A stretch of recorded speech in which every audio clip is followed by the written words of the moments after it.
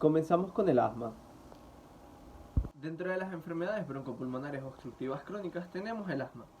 Esta enfermedad de tipo inflamatorio va a estar mediado directamente por el grado de hiperreactividad bronquial que presenta un paciente a un alérgeno en específico. Este tipo de paciente va a presentar un historial de atopia o enfermedades alérgicas como la rinitis y el exantema. A su vez, esta partícula sensibilizada para él va a causar un mecanismo de broncoespasmo, causando una obstrucción o estrechamiento de las vías aéreas, de carácter espasmódico, pudiendo ser reversible. Aunque, sin embargo, esta enfermedad representa uno de los cronicismos que se presenta a menor edad. El 50% de los casos se va a presentar antes de los 10 años y va a causar periodos de exacerbaciones y recurrencias, en donde el peor de estos estados va a ser el estado del mal asmático, pudiendo representar una mortalidad baja en países desarrollados, pero aumentando el grado de mortalidad en países de vías de desarrollo. Hay una prevalencia de esta enfermedad de un 7.8% de la población total de los Estados Unidos, representando en cifras un 17.7 millones de personas afectadas por esta enfermedad. Esta enfermedad se divide en dos fases. Una fase de inicio temprano, en donde el antígeno, el alérgeno, va a entrar en contacto con el epitelio pulmonar y va a ser presentado ante una célula cebada o un mastocito. Esta a su vez va a vertir su contenido proteico, compuesto por proteasas y factores de necrosis tumorales, iniciando una reacción en cadena inmunitaria, que con el metabolismo de su membrana lipídica va a producir tromboxanos, prostaglandinas y factores de agregación plaquetaria, en donde van a servir como quimiotrayentes para otros factores proteicos, como lo pueden ser las interleuquinas, y van a aumentar la permeabilidad para que se dé inicio a la fase tardía, en donde la fase tardía, gracias a esta permeabilidad, van a entrar componentes del sistema inmunológico, como lo son eosinófilos, linfocitos, TH2 específicamente, basófilos y neutrófilos, permitiendo de esta forma perpetuar la cadena inflamatoria que se da en el epitelio, dañando el epitelio a su vez y causando mecanismos de broncoconstricción añadidos por la estimulación de los nervios vagales eferentes que posee este epitelio. Luego de esta fisiopatología, podemos evaluar las manifestaciones clínicas que va a presentar el paciente. Según el estado de conciencia, hay que evaluar como primera instancia el nivel de conciencia con que llega el paciente, debido a que si presenta silencio auscultatorio, un nivel de conciencia bajo, baja respuesta, bradicnea, estamos en presencia de una exacerbación grave y hay que actuar de inmediato para proceder a la aplicación de farmacología que alivie momentáneamente el paciente antes de hacerle una revisión. Si el paciente llega con un estado de conciencia más alerta, sin silencio auscultatorio, podemos proceder a evaluar la sensación de escozor preesternal, la sensación de quemazón, sequedad que puede producir y empeorarse con la tos. Que el paciente va a decir que va a tener que va a estar exacerbado por la inhalación de aire frío y puede mejorar con la inhalación de aire húmedo y cálido, en donde él va a expresar que va a tener disnea y tos paroxística. Cianosis va a poseer una fase ansiosa, en donde la boca va a estar entreabierta debido al grado de disnea que posea el paciente, y va a presentar cianosis en labios y orejas. Luego, en ese estado de un paciente que está controlado en una exacerbación asmática, podemos evaluar frecuencia respiratoria, frecuencia cardíaca y pulsos y si existe la presencia de pulsos paradójicos. Luego, como la disnea va a provocar en casi la mayoría de los casos en donde se presentan exacerbaciones, el tiraje intercostal. A su vez, las sibilancias van a ser audibles con distancia, estridor de predominio de ruidos graves y de tono alto, y siendo una enfermedad obstructiva, va a ser mayor la expiración. En este caso también podemos evaluar y constatar de que no existe un silencio auscultatorio que no nos evidencia una exacerbación grave. Además, podemos evaluar también contracturas a nivel de hombro y cuello por las irradiaciones de los nervios C3 y C5 y del nervio frénico. Al igual que el esputo va a estar de una calidad expectoración viscosa pero escasa. Sin embargo, el esputo va a darnos una importante información según la evidencia de una lesión alveolar, donde se va a observar en este esputo los espirales de Schurman. Y, a su vez, debido a la proteína eosinófila, podemos constatar cristales de Charcot-Leyden. Luego de los criterios clínicos podemos guiarnos de los criterios para el diagnóstico del asma según las guías GINA o las guías globales de la Iniciativa para el Asma, en donde el primer criterio sería los antecedentes de síntomas respiratorios variables, en donde el paciente tendría esta recurrencia una, otra o anteriormente, si empeora en situaciones nocturnas y al amanecer, si empeora luego de risas, ejercicio o después de inhalación de aire frío, si empeora luego de una infección viral. Luego establecidos estos criterios de síntomas respiratorios variables, pasamos al segundo criterio diagnóstico, que sería la evidencia de una limitación variable de flujo de aire expiratorio, mediante el cociente del volumen expiratorio forzado en un segundo sobre la capacidad vital forzada. Esto expresado en porcentaje sería del 75% al 80% para adultos y el 85% para niños. Además de esto, podemos establecer un diagnóstico diferencial ante otras enfermedades broncopulmonares para que con una prueba de broncodilatadores, si esta prueba representa un valor mayor al 12%, en teórico y de 200 mililitros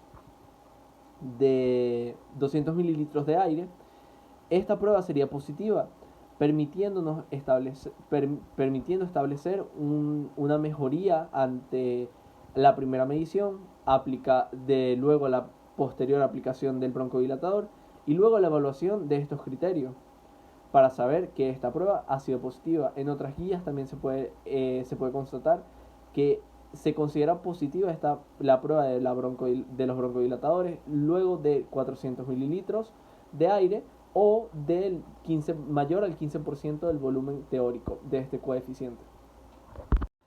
Hay otra clasificación del asma que también se puede llevar a cabo mediante el pronóstico del peak flow meters o del medidor de flujo de pico. En la mayoría de pacientes se puede clasificar según este coeficiente de porcentaje en una zona amarilla, donde menor del 70% ya se consideraría un asma leve, menor entre el 50 y el 70% se consideraría una asma moderada y un asma grave sería menor al 50%. Al igual de que se tomaría en cuenta la saturación de oxígeno, que sería grave en un asma leve cuando la saturación de oxígeno llegase a inferior a 92%. Con un espirograma también podemos constatar la diferencia entre enfermedades obstructivas y enfermedades restrictivas. Como podemos observar, el volumen tibial o el volumen corriente pasaría a ser un volumen de reserva inspiratorio para luego declinar a un volumen de reserva expiratorio, y esa suma nos obtendríamos la capacidad vital. A su vez, el volumen de aire que queda en los pulmones luego de que el volumen de reserva expiratorio vuelve al volumen corriente, tendríamos otro valor que se llamaría volumen residual.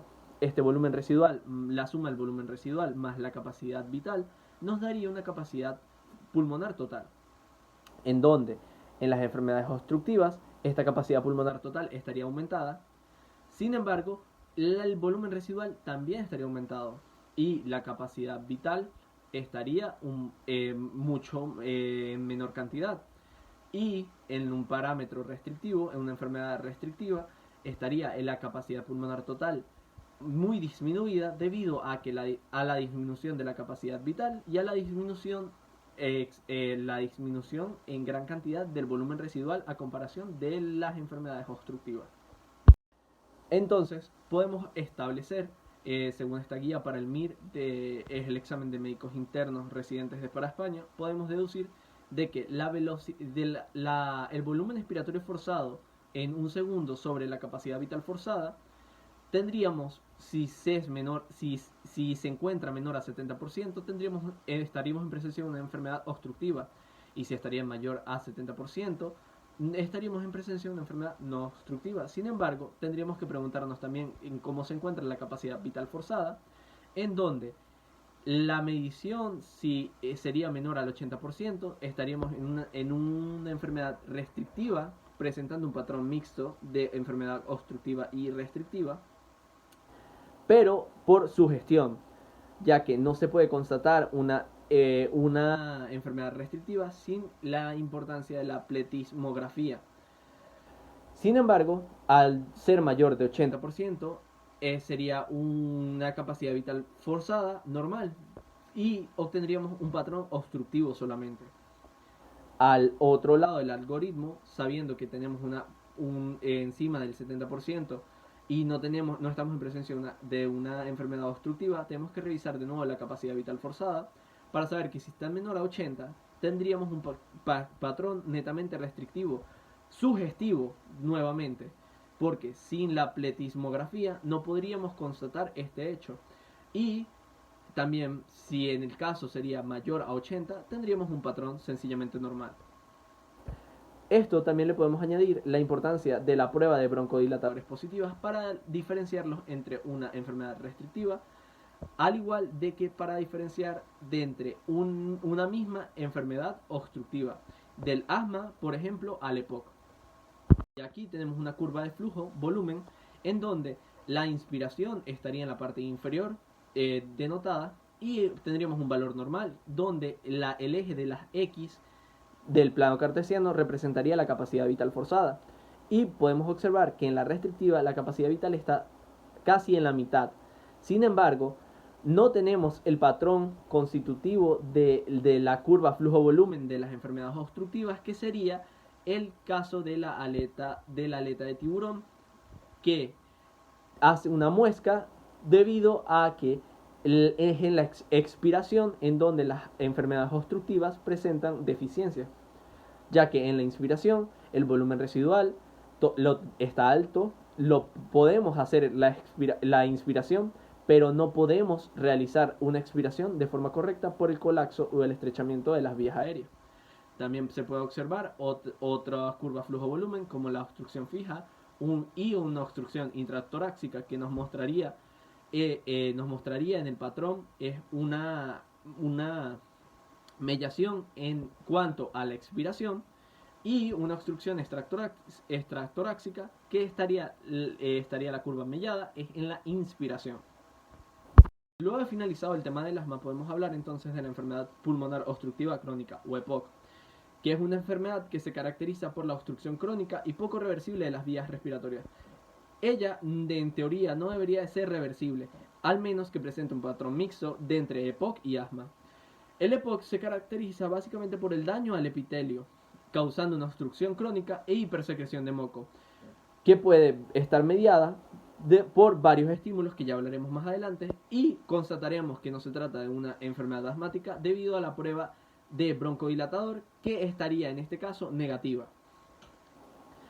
Sin embargo, la EPOC se puede diferenciar en dos tipos dentro del parénquima que afecte. Si es decir, pasamos recordando los bronquiolos terminales, en donde tendríamos la bronquitis crónica, que es el primer tipo de EPOC, y pasaríamos a la estructura del acino, en donde los bronquiolos respiratorios, conductos alveolares, sacos alveolares y alveolos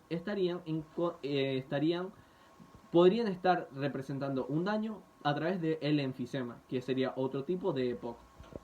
Dentro de los agentes causales más importantes encontraríamos el tabaquismo como primera causa del EPOC, al igual de que la insuficiencia hereditaria ante la alfa-1 antitripsina, que causaría un desbalance entre la protección del tejido pulmonar por la falta de esta antiproteasa.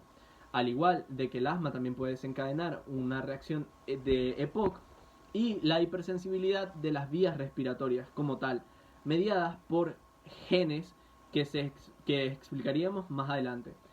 Entonces tendríamos que las enfermedades de las vías respiratorias pequeñas estarían el enfisema al término del parénquima pulmonar y la bronquitis crónica a nivel de los bronquiolos terminales. Y el asma siendo una obstrucción reversible y una hiperrespuesta bronquial podría estar encima de los bronquiolos terminales, en las vías aéreas. Recordando que los criterios para establecer el EPOC tendríamos de nuevo que irnos a la espirometría, en donde el volumen de expiratorio forzado en un segundo sobre la capacidad vital forzada tendría que darnos un aproximado de mayor a un 80% del pronóstico para que sea leve. Sin embargo, cuando es entre el mayor al 50% y menor al 80% de lo pronosticado, tenemos un EPOC moderado, y entre un 30 y un 50% tendríamos uno grave, y al menor de 30 tendríamos uno muy grave, según las abreviaciones del GOL, que sería la iniciativa para la enfermedad pulmonar obstructiva crónica. Sin embargo, la hipercapnia y la hipertensión pulmonar son más frecuentes una vez que la fracción de que el volumen expiratorio forzado en un segundo ha disminuido por debajo del 25% de lo pronosticado. Esto quiere decir que hasta ese momento es que se puede presentar sintomatología que afectara la vida del paciente. Hablando un poco más a profundidad acerca del EPOC, hablaremos del enfisema pulmonar. El enfisema pulmonar es la destrucción del parénquima causado por la destrucción de los tabiques alveolares. A su vez, esto causa una hiperinsuflación por la destrucción de fibras de soporte. Recordando de que este parénquima ya no tendría el cartílago de los bronquios, sino que tiene fibras y haces elásticas que dan el sostén para esta estructura. Al momento de evitar y de dañar estas fibras elásticas, causaría el colapso de la vía. Es decir, entre los principales causas podríamos tener el tabaquismo y contaminantes atmosféricos, que junto con la predisposición genética, específicamente la deficiencia de la alfa-1 antitripsina, tendríamos un desequilibrio entre las proteasas y antiproteasas. También las células inflamatorias por mediadores inflamatorios y sustancias proinflamatorias, al igual que el estrés oxidativo por el aumento de la apoptosis, en donde se han realizado pruebas del gen NRF2 en ratones. Se puede ver que al quitar este gen que regula este estrés oxidativo, se ven muchísimo más afectados por estímulos como lo pueden ser estímulos contaminantes y tabaquismo en ratones de laboratorio, lo que causa es en sí una destrucción de las paredes alveolares y una destrucción del parénquima a través de las fibras elásticas que sirven de sostén de este, ocurriendo que este paciente tenga hiperinsuflación y de esta a su vez aumentando el diámetro anteroposterior del tórax, algo que sería que podríamos inspeccionar en pacientes que posean enfisema en grados elevados. La clínica vendría a dar, según la clasificación, en el 95% de los casos sería centrolobulillar o centroacinar. Esto quiere decir que estaría en el extremo proximal del acino, causando un daño y causando disnea o los mismos síntomas de las enfermedades obstructivas crónicas, al igual que como ya sabemos este es un tipo de POC, causaría disnea, tos frecuente con expectoración y sibilancia, que sería el principal motivo de consulta, esa tos frecuente y la expectoración. El tórax en barril por la aspiración prolongada que presentan estos pacientes. Pérdida de peso, que podría demostrar cualquier enfermedad, un diagnóstico de SEA falso. Posturas excesivamente encorvadas y respiración por labios fruncidos, al igual de que enfermedades en arterias coronarias, insuficiencia respiratoria, que viene dada por la falta de oxigenación y intercambio gaseoso que existe en esta estructura por el colapso de la misma, y produce como como produce hipertensión pulmonar asociada a este colapso, va a producirnos también enfermedades en arterias coronarias, insuficiencia respiratoria, al igual que hipertrofia del lado derecho del corazón, produciendo el cor pulmonale o, en casos extremos, un neumotórax espontáneo. José Pirela, de la Universidad Experimental Francisco de Miranda. Yo les voy a hablar sobre la bronquitis crónica. La bronquitis crónica es una inflamación recurrente en el deterioro de las vías aéreas de la tráquea y de los bronquios. Los pacientes con bronquitis crónica tienen un aumento excesivo de las secreciones fuera de lo normal. Esto por aumento de la producción y déficit de aclaramiento. En la etiología, el cigarrillo es la causa más común de la bronquitis crónica y no hay precondición por edad, sexo o raza. En los niños menores de 6 años encontramos que el agente Streptococcus pneumoniae es la principal causa de la enfermedad, y en niños mayores de 6 años el Mycoplasma pneumoniae. También en ciertas patologías crónicas encontramos el Staphylococcus aureus. En la fisiopatología, la inflamación activa por las partículas extrañas aspiradas tanto del cigarro como de agentes ambientales tóxicos, y la disminución en la movilidad de los cirios. En la semiología, en los signos y síntomas, encontramos que el principal síntoma y signo es la tos, ya que esta tos viene acompañada con secreciones y con expectoración mucosa purulenta, abundante y de color verde.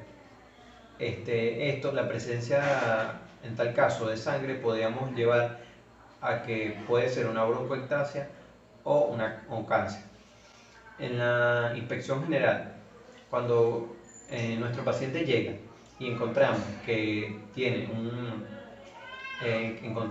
cianosis, aleteo nasal, abogotado azul, también exceso de peso, y en la inspección torácica encontramos que tiene tórax tipo tóner y su respiración es profunda y frecuentemente elevada. Este paciente presenta tirajes intercostales y tirajes supraclavicular. En la palpación encontramos la disminución de la expansión torácica, y en la percusión podemos escuchar una hipersonoridad y en los límites descendidos de la percusión de las bases. En la auscultación podemos escuchar unos ruidos silbilantes con sonido ronco y sonido también descontinuo. En los exámenes complementarios, en los exámenes pulmonares que le realizaremos al paciente, podemos hacerle una espirometría, que podemos decir que es el funcionamiento del pulmón, el medidor de flujo máximo, que es la velocidad con la que persona puede expulsar aire de los pulmones, una pulsiometría que mide la cantidad de oxígeno que hay en la sangre, y una gasometría arterial, que es la capacidad de que los pulmones puedan suministrar oxígeno a la sangre y de esta eliminar el dióxido de carbono para medir su pH en la sangre.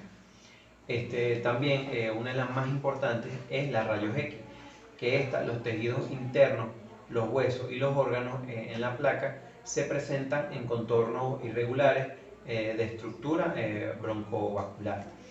También en la placa vamos a encontrar que los bronquios van a estar un poco inflamados. Se me olvidó acotar que en personas mayores de 45 años la bronquitis crónica es mayor, ya que tienen sus pulmones un poco más débiles, y para detectar que sea bronquitis crónica, el paciente debe tener con 3 meses o más esta tos y todos estos síntomas ya antes mencionados. ¿Qué lo podemos diferenciar de la bronquitis crónica y un efisema? Es que el efisema no tiene o es escasa la tos con expectoración y es más común la disnea, ya que la disnea en la bronquitis crónica se presenta pero es en ocasiones. También el efisema presenta fiebre, este, también podemos decir que es prevalente en personas mucho más mayores. Hola, mi nombre es Richard Pereira y yo les vengo a hablar sobre el síndrome de condensación pulmonar. Lo primero que debemos saber es que este síndrome hace parte del síndrome pleuropulmonares. ¿Por qué? Esto es debido a que dentro de los síndromes pleuropulmonares se encuentran todos aquellos o todas aquellas patologías capaces de enfermar, como su nombre lo dice, el pulmón y la pleura, pudiendo así cambiar o modificar el funcionamiento del pulmón y a su vez su forma, consistencia y densidad. Ahora, dentro de estos síndromes podemos encontrar el síndrome pulmonar y el síndrome pleurales. En esta parte hablaremos sobre el síndrome pulmonar, en los cuales se encuentra el síndrome de condensación pulmonar y la atelectasia, de los cuales hablaremos más adelante. ¿Qué es el síndrome de condensación pulmonar? El síndrome de condensación pulmonar es todo proceso que aumenta la densidad del parénquima pulmonar. Esta es una definición amplia donde todas están incluidas, tanto las neumonías, las atelectasias, la fibrosis y los tumores. Ahora, como lo habíamos dicho anteriormente, ¿de qué síndrome forma parte el síndrome de condensación pulmonar? Forma parte de los síndromes parenquimatosos pulmonares, por lo escrito anteriormente. Ahora, ¿qué tipo de lesiones se producen en un síndrome de condensación pulmonar? El primero es la neumonía. Lo que sucede aquí es que los espacios aéreos se llenan de líquido o exudado y esto produce una consolidación del parénquima. Hay un aumento de la densidad.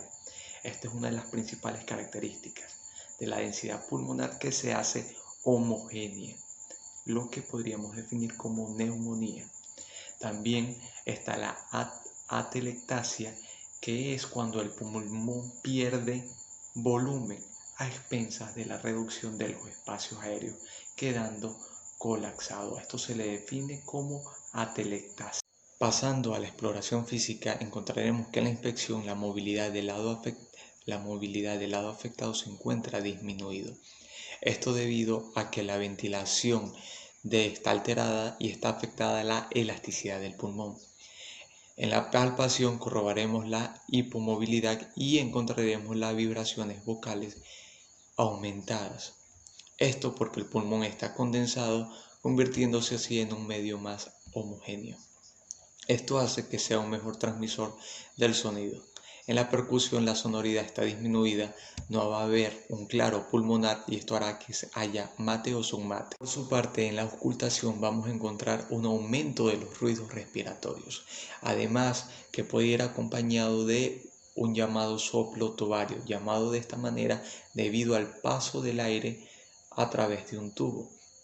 También podemos encontrar estertores alveolares y estertores crepitantes. Mi nombre es Raymaris Márquez y les voy a hablar acerca de la neumonía. La neumonía es una infección del parenquima pulmonar que afecta a los alvéolos pulmonares llenándolos de líquido o pus. Este varía según el tipo grave o leve y según el tipo de germen que causa la infección, su edad y su estado general de salud.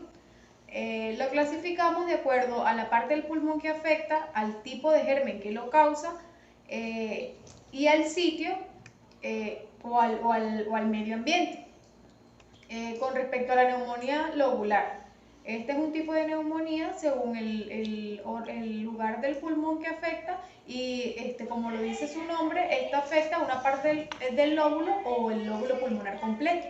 La bronconeumonía afecta los alvéolos próximos a los pulmones. La neumonía intersticial es aquella que afecta al tejido intersticial y la neumonía adquirida en la comunidad es aquella neumonía extrahospitalaria que se adquiere fuera de los hospitales. La neumonía nosocomial o neumonía intrahospitalaria se adquiere durante la estadía en el hospital. Con respecto al tipo de germen que lo causa, tenemos que las bacterias, virus, hongos u otros microorganismos. La neumonía vírica son dos tipos de virus de gripe denominados A y B. Estos causan neumonía. También el virus de la varicela, de la parainfluenza o el virus sincitial respiratorio. La neumonía por hongos es el Histoplasma capsulatum, que es el que produce histoplasmosis, el Coccidioides ignitis, que es el que produce coccidiomicosis, y el Blastomyces desmatitidis, que es el que produce blastomicosis. La neumonía bacteriana son aquellas bacterias gram negativas como las Klebsiella, Pseudomonas, provocan neumonía grave y el Haemophilus influenzae tipo B.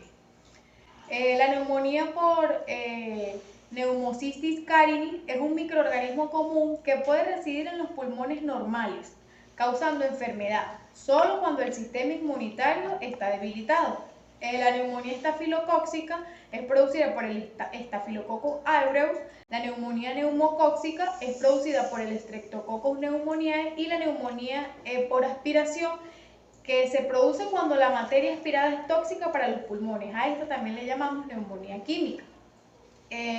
Hablemos de la fisiopatología. La fisiopatología es consecuencia de la proliferación de microorganismos a nivel alveolar y la respuesta contra los patógenos se desencadena por el hospedador. Esto lo vamos a dividir en tres secciones. La aspiración, que esta se origina desde la orofaringe, ocurre durante el sueño debido a que son aspirados pequeños volúmenes de material faríngeo, en especial en ancianos y personas con disminución de conciencia. La propagación hematógena, que es desencadenada por una endocarditis tricúspide o por extensión continua desde los espacios alveolares o mediastinos infectados. Y la última sección, o la sección mecánica, esta es provocada por la ausencia del reflejo nauseoso y el reflejo tusígeno, que brindan protección decisiva evitando la broncoaspiración. Con respecto a la semiología, vamos a empezar con los signos y síntomas. Los síntomas más comunes de una neumonía es la tos. Algunas neumonías pueden expectorar una mucosidad amarillenta o verdosa o incluso un moco con sangre. Tenemos la fiebre leve o alta, tenemos los escalofríos o temblores, la dificultad para respirar y el dolor de espalda. En la exploración física, vamos a comenzar con la inspección. Aquí vamos a hallar en el paciente un tórax estático con restricción unilateral, y en el tórax dinámico vamos a conseguir taquipnea e hipopnea. En la palpación vamos a sentir o concebir una piel caliente, dolor en compresión, el paciente va a presentar una expansión torácica unilateral y vibraciones vocales. En percusión, el sonido va a ser con matidez en columna sonora. Se van a evaluar los límites y forma, la submatidez en lesiones pequeñas por interposición de tejido pulmonar sano. En la auscultación, los hallazgos anormales, ahí vamos a hallar un soplo tubario en ruidos agregados. Vamos al inicio a notar que hay crépitos y la voz va a ser abolida. En las variaciones patológicas vamos a encontrar aumento de resonancia, broncofonía, pectoriloquía áfona y en ocasiones egofonía. En la exploración física para el diagnóstico de neumonía deben evaluarse de manera cuidadosa los síntomas como tos, fiebre, producción de esputo, dolor torácico, pleurítico y una auscultación pulmonar anómala que pueden indicar neumonía. Los exámenes complementarios vamos a encontrar lo que es o son recomendables la radiografía simple de tórax, En la neumonía, los alvéolos que deberían estar llenos de aire se llenan de líquido o tejido inflamatorio, por lo que en una radiografía esto se observa de color blanco, mientras que el espacio lleno de aire aparece de color oscuro. La presencia de este color blanco confirma el diagnóstico de la infección. Una prueba analítica en sangre, que es la que informa sobre el estado del paciente y la gravedad de la neumonía. Saturación de oxígeno. La comprobación de la saturación de oxígeno también es un componente importante para determinar el estado del paciente. En las pruebas microbiológicas son necesarias, muy importantes, porque permiten determinar cuál puede ser el microorganismo causante de la neumonía y su epidemiología. Además, permite saber las posibles resistencias antibióticas de estos microorganismos, lo que ayuda en un nivel general. En las pruebas microbiológicas vamos a conseguir el cultivo de esputo, vamos a conseguir los antígenos microbianos en orina, el hemocultivo, también vamos a conseguir la frotis nasofaringio para virus respiratorios, los estudios serológicos, el cultivo de líquido pleural y el cultivo de broncoaspirado. La detección de antígenos en orina es fundamental, puesto que se puede emplear diversas técnicas microbiológicas para detectar la presencia de ciertos patógenos en distintas muestras clínicas. La radiografía de tórax podemos decir que es uno de los principales exámenes complementarios, ya que ahí se observa el estado del lóbulo, el estado del alveolo y el líquido que lo esté invadiendo, por decirlo así. Gracias. Buenas, mi nombre es Alejandro Rangel y a mí me corresponde hablar sobre enfermedades de la pleura. En primer lugar, voy a definir el derrame pleural. El derrame pleural es el acúmulo de líquido dentro de la cavidad pleural. En condiciones fisiológicas normales existe una escasa cantidad de este líquido, que es de aproximadamente de 5 a 15 mililitros en cada hemitórax y que lubrican y facilitan el desplazamiento de ambas hojas pleurales. Por lo tanto, un aumento o incremento anormal de este líquido puede llegar a causar un conjunto de problemas. Fisiopatología. El movimiento de líquido entre las hojas parietal y visceral está determinado principalmente por la presión hidrostática y la presión oncótica de los capilares. También está determinada por el drenaje linfático y por el estado de la superficie de las membranas pleurales. Si se alteran uno o varios de estos factores, se produce como resultado la acumulación de un exceso de líquido en el espacio pleural. A manera de resumen, existen 6 mecanismos responsables posibles para un derrame pleural. En primer lugar, tenemos el aumento de la presión hidrostática a nivel de los capilares de la circulación pulmonar, como ocurre en la insuficiencia cardíaca. 2. El descenso de la presión oncótica en los capilares. 3. El aumento de la presión negativa del espacio pleural, como sucede en la telectasia pulmonar masiva. 4. El aumento de la permeabilidad capilar a nivel de la pleura. 5. La alteración del drenaje linfático, ya sea por un bloqueo de los ganglios linfáticos subpleurales o mediastínicos. Y por último, el paso de líquido de la cavidad peritoneal a través de los linfáticos diafragmáticos o de pequeños defectos del diafragma. En cuanto a la etiología, con criterios fisiopatológicos, los derrames pleurales pueden dividirse en 2 grandes grupos, los trasudados y los exudados, y la categorización de ellos se basa en las características de laboratorio del líquido. Esto es importante, ya que un trasudado puede llegar a tratarse sin extensa evaluación, mientras que la causa de un exudado exige una investigación más extensa. Los trasudados en general son bilaterales, pero no de igual volumen en ambos lados. Estos ocurren cuando hay un desequilibrio en la presión hidrostática u oncótica de ciertos vasos sanguíneos. Las causas más comunes son la insuficiencia cardíaca congestiva, la cirrosis hepática, la pericarditis, las afecciones renales, entre otras. Por su parte, los exudados suelen ser unilaterales y ocurren cuando hay una lesión o inflamación en la pleura. Un derrame pleural exudado puede estar causado por infecciones, ya sean de carácter bacteriano, micóticas o tuberculosas. También pueden estar ocasionados por neoplasias, tromboembolia pulmonar, enfermedades intraabdominales o enfermedades del tejido conectivo. Para determinar el tipo del derrame pleural se utiliza un método conocido como los criterios de Lick. Este es un cálculo que compara los resultados de los análisis de líquido pleural con resultados de uno o más análisis de proteínas en sangre. Es importante averiguar el tipo del derrame pleural, como ya mencioné, ya que nos sirve para elaborar un tratamiento adecuado según sea el caso. Otras divisiones importantes de resaltar son el hemotórax, el cual es la presencia de sangre en el espacio pleural y la mayoría de las veces es de origen traumático, aunque puede ser secundario a un trastorno hematológico. Otra es el empiema, que es la presencia de pus en el espacio pleural y puede aparecer como complicación de una neumonía. El quilotórax, que es un derrame pleural por filtración de la linfa del conducto torácico dentro del espacio de la pleura. Es un líquido de color blanco con alto contenido de triglicéridos. Y el pseudoquilotórax, el cual es un derrame pleural similar al quilotórax pero con alto contenido de colesterol. Manifestaciones clínicas. Los derrames pleurales pequeños suelen ser asintomáticos y pueden encontrarse de forma accidental en una radiografía de tórax. Sin embargo, en derrames de mayor volumen, los principales síntomas de presentación son la disnea, la tos y el dolor pleural. La disnea suele ser proporcional al derrame y a la causa subyacente y generalmente la insuficiencia cardíaca se presentan con una mayor intensidad. La tos, por su parte, es seca e irritativa y se atribuye a la inflamación de la pleura o a estimulación bronquial por compresión. Y por último, el dolor suele ser intenso y localizado, puede empeorar con la tos, el estornudo, también puede llegar a irradiarse hacia el hombro y suele desaparecer una vez que se instala el derrame.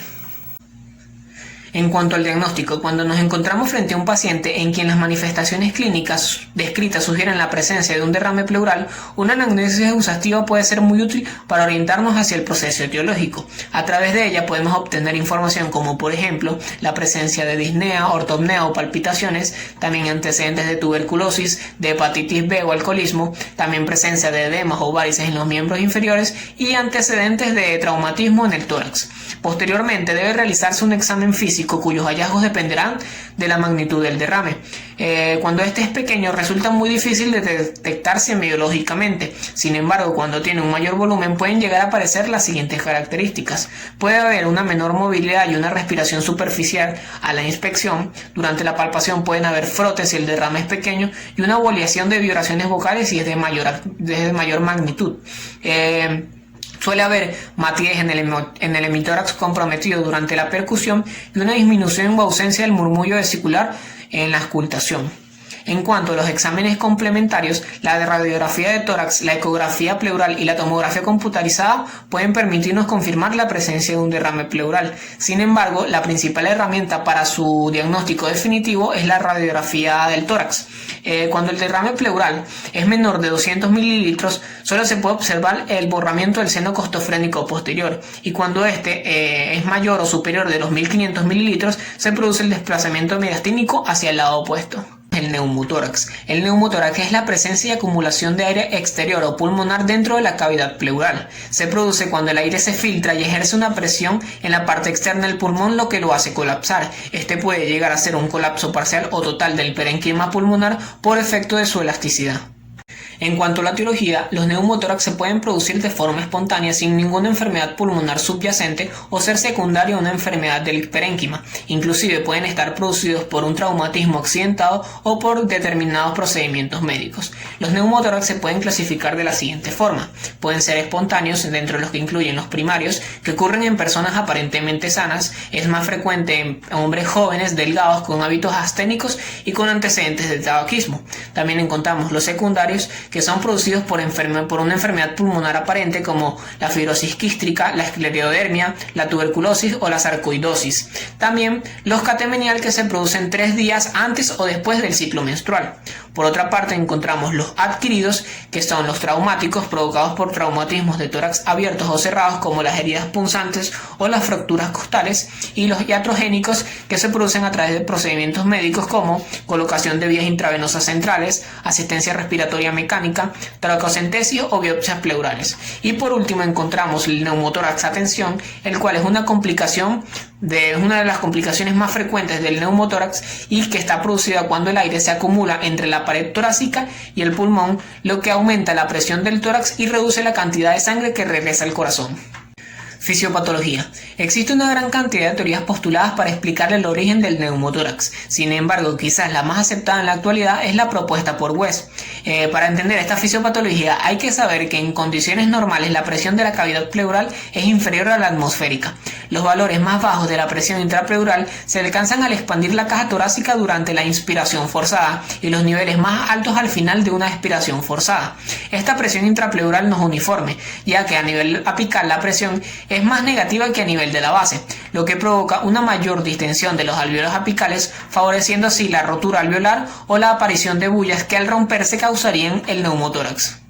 Habitualmente la sintomatología depende de la magnitud del neumotórax y de la capacidad funcional respiratoria del paciente. En el examen físico podemos encontrar a menudo la tríada clásica descrita por Geiler, conformada por la disminución o ausencia de vibraciones vocales, la hipersonoridad o el timpanismo debido a la presencia de aire o la disminución o ausencia del murmullo vesicular.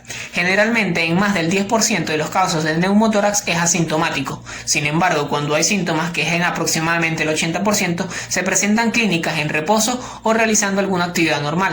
Los más frecuentes son el dolor torácico, que habitualmente es de inicio agudo y que con frecuencia se irradia hacia el cuello o el abdomen y se acentúa con los movimientos respiratorios. También se encuentra la presencia de taquipnea o disnea y que pueden ser más intensos en pacientes con enfermedades pulmonares previas. También se puede ver la presencia de tos seca y con menor frecuencia expectoración hemoptóica o síncope.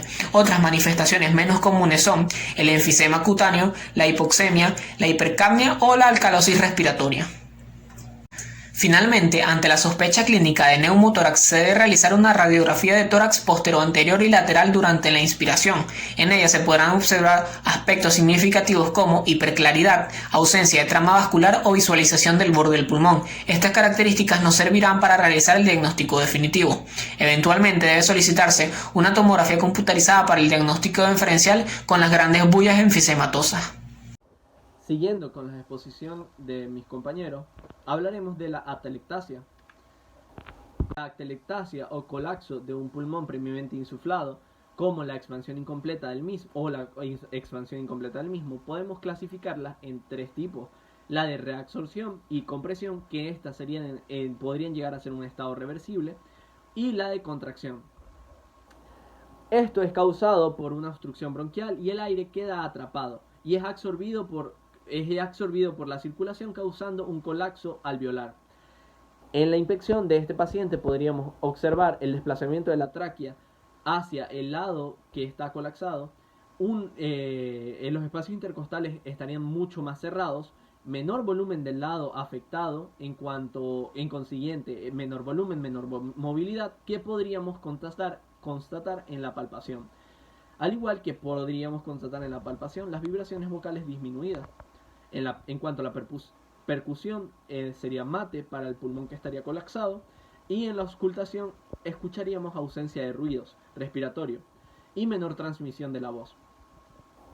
En cuanto a los hallazgos radiológicos de la atelectasia, podemos observar que mediante una rayos X de tórax podemos determinar en qué tipo de atelectasia nos encontramos, al igual de que por la sonoración mate podemos destacar en qué parte del pulmón puede estar colapsado. Sin embargo, la tomografía computarizada nos puede ayudar a determinar realmente la extensión de la lesión. Continuando ahora con el síndrome de cavitación pulmonar.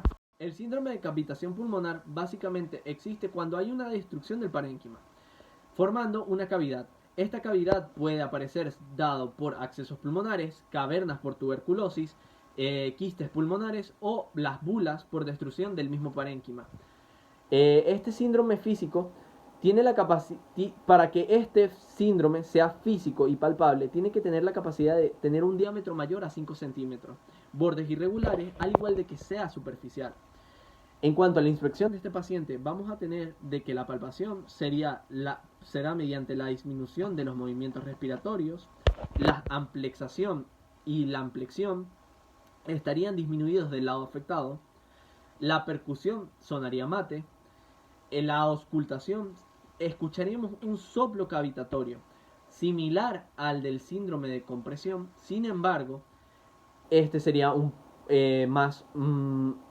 poco más grave, asemejado a cuando una corriente de aire entra en una botella vacía. Es más grave según más grande es la cavidad, y cambia según cómo se encuentra esa cavidad, si está llena de secreción o si alrededor existe una inflamación. Posee hipersonoridad y timpanismo, al igual de que las vibraciones vocales, transmisiones de voz y ruidos respiratorios estarían reducidos.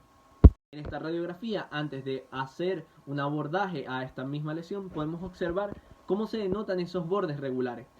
Al igual de que, aunque la rayos X, la radiografía de tórax nos serviría para determinar este síndrome de cavitación pulmonar, no es sino la tomografía computarizada la que nos determina el espesor de las paredes, determinando a su vez si exista este síndrome. Como podemos ver en el caso, también observamos que es debido a un acceso crónico, el cual pudo ser removido y ocasionó este acceso el síndrome cavitatorio. Dentro de las causantes de estos síndromes cavitatorios podemos encontrar la tuberculosis. La tuberculosis causada por microorganismo, el bacilo de Koch o la Microbacterium tuberculosis y Microbacterium bovis. Podemos encontrar de que la enfermedad puede a veces ocasionar síntomas leves o no hacerlo, como fiebre, en ocasiones dolor pleurítico. A diferencia de la evolución duradera que es frecuente en la enfermedad postprimaria o del adulto.